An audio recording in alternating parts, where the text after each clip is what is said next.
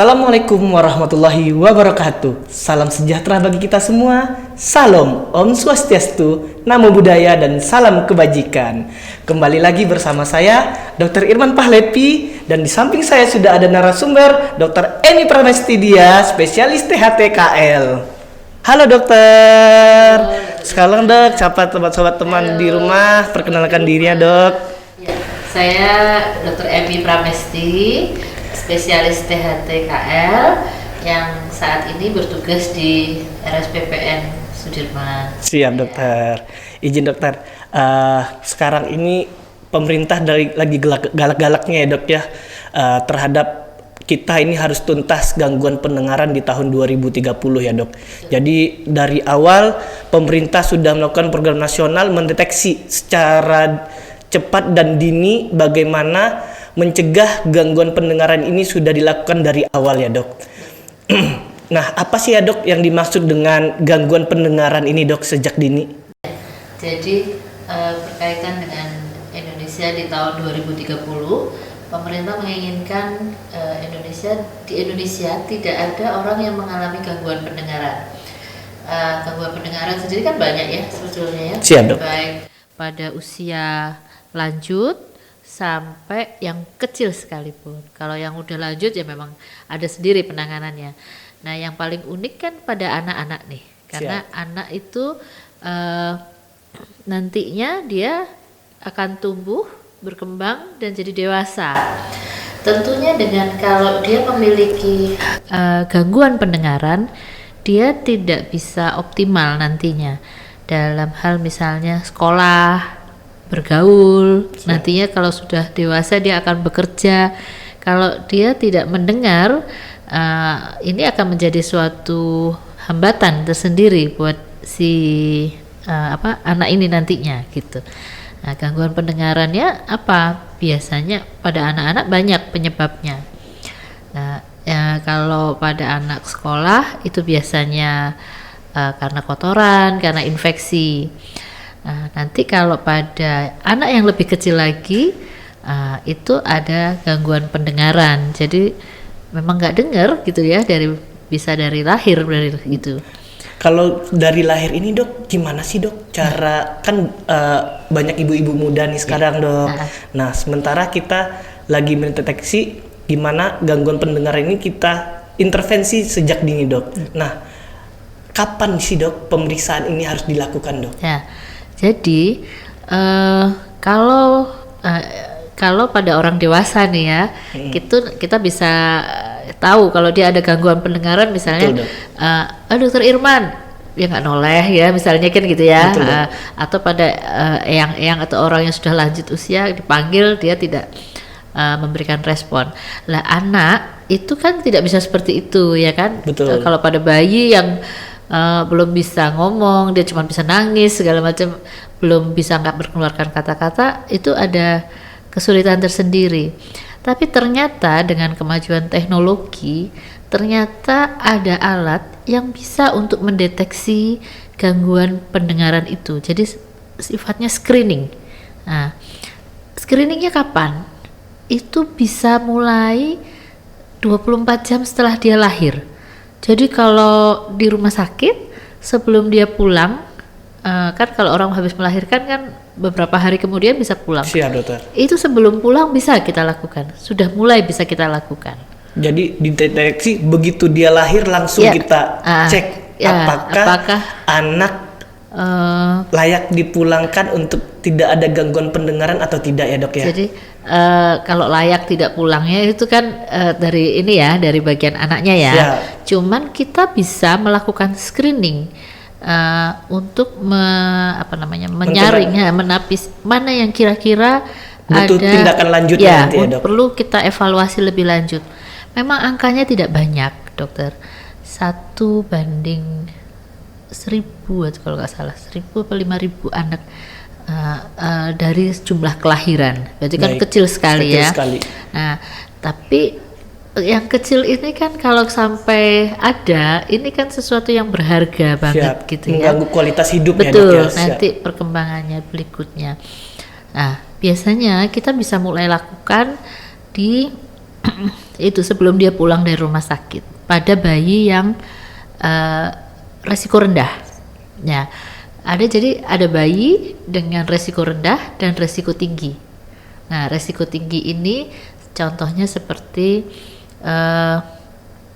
anak dengan misalnya lahir dengan seksio, operasi sesar, atau anak-anak dengan prematur, kembar, terus masuk ICU, NICU, masuk ya, NICU.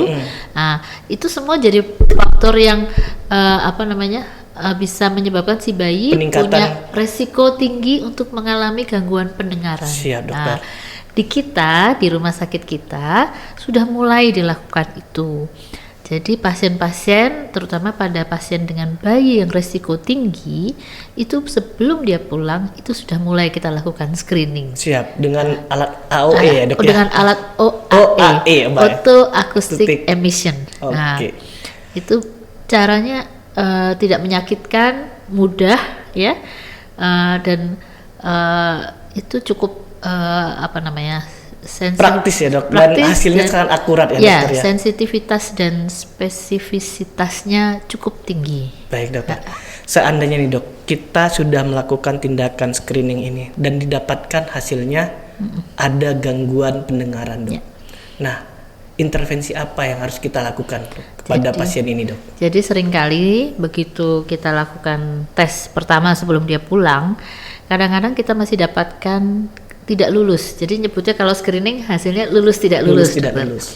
Nah, ternyata dia tidak lulus. Kalau dia lulus, maka kita hanya menyarankan untuk observasi dan stimulasi anak untuk perkembangan bicara selanjutnya.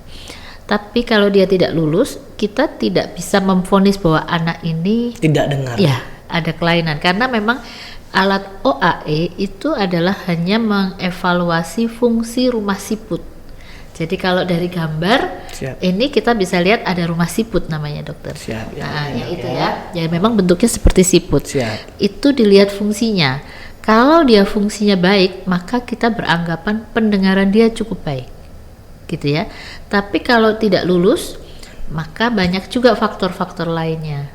Mungkin ada kotoran atau liang telinganya kolaps masih gitu. Nah, itu biasanya kita tidak memvonis dia, oh ini ada gangguan pendengaran. Tidak seperti itu. Kita akan lakukan evaluasi ulang di pertemuan berikutnya lagi, biasanya bisa 1-3 bulan, 1-2 bulan setelah dia pulang. Jadi biasanya kita akan sarankan ke dokter anaknya, tolong nanti sambil rawat jalan kita bisa lakukan itu, dan kita bisa lakukan itu di rawat jalan di rumah sakit kita ini. Siap, dokter. Ketika sudah dievaluasi dan dinyatakan pasien anak ini mengalami gangguan pendengaran, Dok. Kalau 2 kali kita lakukan dengan OAE tadi tidak lulus, maka kita akan naikkan lagi ke pemeriksaan pendengaran yang lebih lebih canggih, lebih spesifik lagi untuk melihat ambang dengar dari si bocah tadi. Nah, kalau memang ada ada kelainan, jadi ambang dengarnya itu ternyata rendah, itu maka kita segera mungkin, harapannya kita bisa sesegera mungkin melakukan intervensi. Siap. Kenapa kok kita buru-buru ya kan? Tentunya gitu. Betul, Dok, betul. Kan nanti aja kan bisa. Kadang-kadang pasien sering kita dapatin udah umur 2 tahun baru datang. Nah, karena sudah nggak mau dipanggil ya, Dok. Ya, jadi kok anaknya nggak respon ya gitu loh. Loh, emang baru tahu? Iya, dulu soalnya bapaknya gini, begitu juga kata neneknya kan gitu ya, sering kan gitu ya. Tapi ternyata itu kadang-kadang terlambat. Kenapa kita memilih 3-6 bulan itu kalau bisa sudah tegak diagnosa gangguan pendengarannya? Karena golden period, jadi periode emas untuk kita belajar bicara seperti saat ini itu dimulai dari usia 6 bulan sampai 3 tahun. Jadi kita tuh merekam, mendengar dan merekam, kemudian kita belajar untuk berbicara, itu prosesnya di situ. Jadi kalau itu terlambat, misalnya sudah Beda dong yang startnya dari awal dengan yang dengan start yang dari umur 2 tahun, Siap, 3 dokter. tahun. Kalau kita lakukan intervensi dari awal ya dok ya, katanya itu peningkatan gangguan pendengarannya bisa ditekan sampai 90% ya dok. Jadi, sampai anak bisa dianggap normal gitu ya dok ya. Jadi kalau memang dia gangguan pendengarannya karena faktor saraf pendengarannya, dia tidak akan, yaitu gangguannya tetap, tapi kan dengan diintervensi misalnya seperti penggunaan alat bantu dengar, nantinya pun dengan Terapi implan, wicara ya, Dok. terapi wicara dengan cochlear implant dan sebagainya ya, sekarang banyak sekali penanganannya itu. Maka diharapkan pada waktu dia usia sekolah itu dia sudah belajar bicara dengan baik, Sudah bisa berkomunikasi dengan baik. Diharapkan nantinya sebisa mungkin dia sekolah di sekolah umum, dokter. Jadi nggak perlu sekolah khusus ya dok. Gitu. Jadi bisa dianggap normal seperti anak-anak lainnya. Betul. Jadi mungkin dengan adanya terapi ikut komunitas menambah kepercayaan diri si anak ya dok ya. Banyak karena sekarang. banyak anak yang tidak percaya diri karena ada gangguan pendengaran ini ya dok. Betul. Jadi dengan adanya ikut komunitas dan segala macam itu menambah kepercayaan diri si anak untuk tampil berkomunikasi dengan orang lain. Ya. Dan anak dengan gangguan pendengaran belum tentu bodoh loh, kadang-kadang. Saya pernah beberapa kali bertemu, bahkan dia sampai kemarin kami ikut seminar izin dokter dengan anak gangguan pendengaran, sekarang lagi sekolah S2 di Australia dokter. Betul. Karena memang terapinya dari awal, penanganannya baik dari awal. Jadi sekarang jadi ikut sebagai founder Yayasan Tuli di Jakarta, sekarang ngambil S2 dan berkembang luar biasa. Betul sekali. Ya, banyak sekali sekarang sudah mulai anak-anak dengan gangguan pendengaran yang memang dari lahir itu ternyata dewasanya dia pendidikannya bagus gitu loh. Nah, itu kan berarti kan meningkatkan kualitas hidup ya buat betul, anak itu. Baik dokter, dengan kita sudah bincang-bincang terkait gangguan deteksi dini pada si anak atau bayi ini dok, apa sih dok bedanya lagi nih dok gangguan pendengaran pada anak dan orang dewasa dokter? Jadi kalau pada anak bedanya apanya nih? Kalau semuanya sama aja gangguan pendengaran. Cuman kalau pada anak yang paling besar, anak sekolah loh ya. Siap. Nah, kita bicaranya sekarang anak sekolah. Anak sekolah itu kebanyakan adalah gangguan pendengarannya ternyata kotoran telinga. Serumen. Dan itu bisa diatasi. Jadi kalau pasien-pasien pada anak biasanya kita menganjurkan 6 bulan sekali. 6 bulan sekali dia kalau habis, paling gampang tuh Bu, nanti kalau habis ulangan mau libur semesteran, habis ulangan kesini ya bersih-bersih telinga gitu.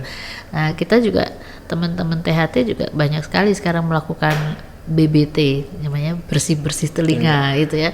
Karena tujuannya apa? Itu menurunkan angka gangguan pendengaran ternyata. Dengan dia pendengarnya baik, tentu diharapkan sekolah lebih optimal kan. Siap, betul dokter, betul. Kalau terkadang sudah duduk di paling depan pun kok anaknya nggak ngeh juga gitu. Ternyata gangguan masalahnya ada di bagian pendengaran. Yang kedua itu adalah infeksi telinga. Tapi infeksi telinga itu juga bisa diobati ya. Sekarang kan sudah eranya kan era banyak tenaga medis di mana-mana, antibiotik juga sudah lebih baik. Jadi cerita kalau zaman dulu orang bilang congek atau kopok ya, itu udah nggak seperti dulu gitu loh. Jadi sekarang itu tergantung orang tuanya aware atau enggak ya dok ya, membawa anaknya ke fasilitas kesehatan untuk diobati dan teratur dalam konsultasi ke dokter. Betul, ya. Nah itu, kemudian kalau orang dewasa ya lanjutannya dari anak tadi yang sering infeksi, nanti gedenya jadi kopoan. Atau yang lainnya lagi, kalau pada lansia ya penurunan pendengaran karena faktor usia.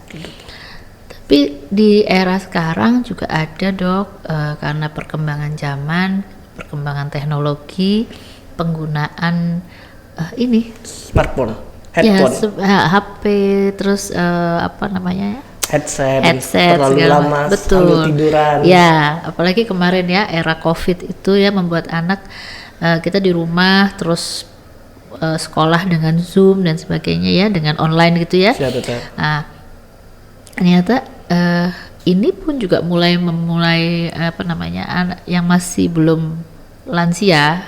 Kalau lansia tuh ibaratnya gini, pada waktu lansia pasti mulai terjadi penurunan pendengaran ya, dari itu wajar aja. Tapi sekarang usia tren, produktif ya, Dok, ya. tren itu mulai lebih muda Siap. gitu loh, yang kita sebut sebagai presbiakusis dini. Nah, itu kenapa kebanyakan itu, yaitu kalau ditanya riwayatnya adalah penggunaan dari headset.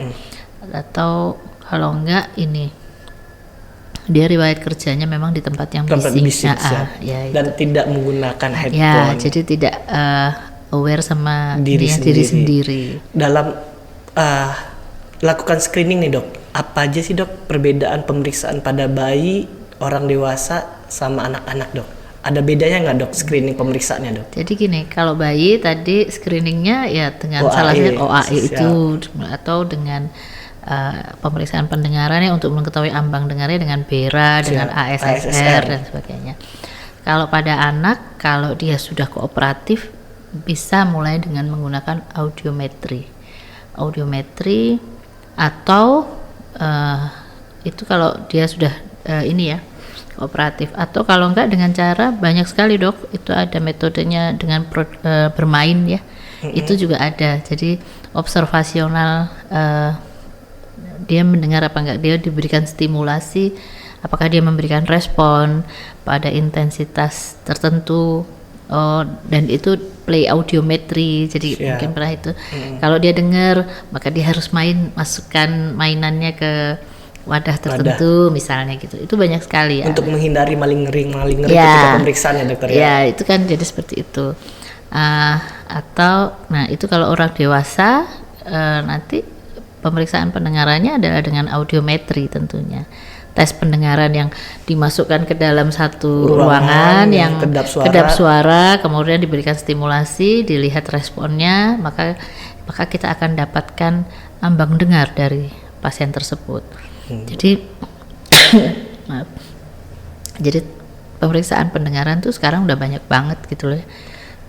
Pemeriksaannya sudah banyak, wadahnya sudah ada, tergantung orang tua atau diri sendiri untuk memeriksakan diri ya dok ya. Betul. Bagaimana program nasional ini bisa kita laksanakan, kita tuntaskan 2030 Indonesia bebas dari gangguan pendengaran. Baik dokter, dengan pengetahuan yang sudah didapatkan pada hari ini, semoga nanti program nasional bisa teratasi 2030, kita bebas dari gangguan pendengaran dokter. Ya, baik, semoga bincang-bincang kita kali ini nggak hanya bermanfaat buat orang awam di rumah, tapi juga nakes-nakes yang ada di daerah-daerah, terutama di puskesmas dalam melakukan screening gangguan pendengaran ini, untuk bisa segera mungkin melakukan rujukan ke rumah sakit untuk dilakukan intervensi segera agar perkembangan si anak dapat diatasi segera mungkin. Betul. Oke, baiklah. Semoga semua ini bermanfaat. Sehatku, sehatmu, sehat kita semua.